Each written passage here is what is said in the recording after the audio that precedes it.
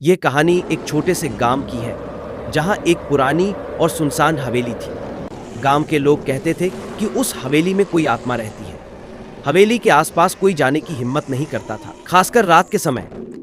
लोग कहते थे कि जिसने भी उस हवेली के अंदर कदम रखा वह कभी वापस नहीं लौटा। गांव में एक युवक था जिसका नाम रवि था। रवि को इस तरह की कहानियों पर विश्वास नहीं था। उसने हवेली में जाने की ठानी और यह साबित करने का फैसला किया कि वहां कोई भूत नहीं है। उसने अपने दोस्तों से कहा कि वह रात में हवेली के अंदर जाएगा और वहां एक रात बिताएगा। रात का समय हुआ और रवि अकेले हवेली के पास पहुंचा।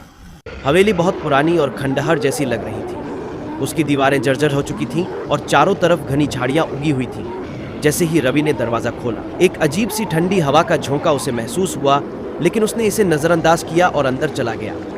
हवेली के अंदर काफी अंधेरा था, सिर्फ उसकी टॉर्च की रोशनी ही कुछ दिखा रही थी। हवेली के हर कोने में अजीब अजीब आवाजें आ रही थी। अचानक उसे लगा कि किसी ने उसके कंधे पर हाथ रखा है।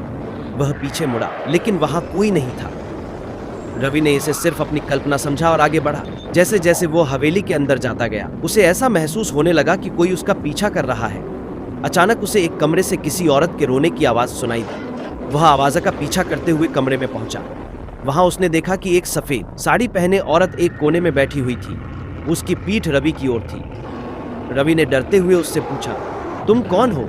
उस औरत ने धीरे धीरे अपना चेहरा घुमाया और जब रवि ने उसका चेहरा देखा तो उसकी रूह कांप गई। उसका चेहरा भयानक और विकृत था। उसकी आंखें खून से लाल थीं और होंठ नीले पड़ गए थे। वह औरत धीरे धीरे उठी और रवि ओर बढ़ने लगी। रवि डर के मारे पीछे हटने लगा, लेकिन उसके पैर ठिठक गए।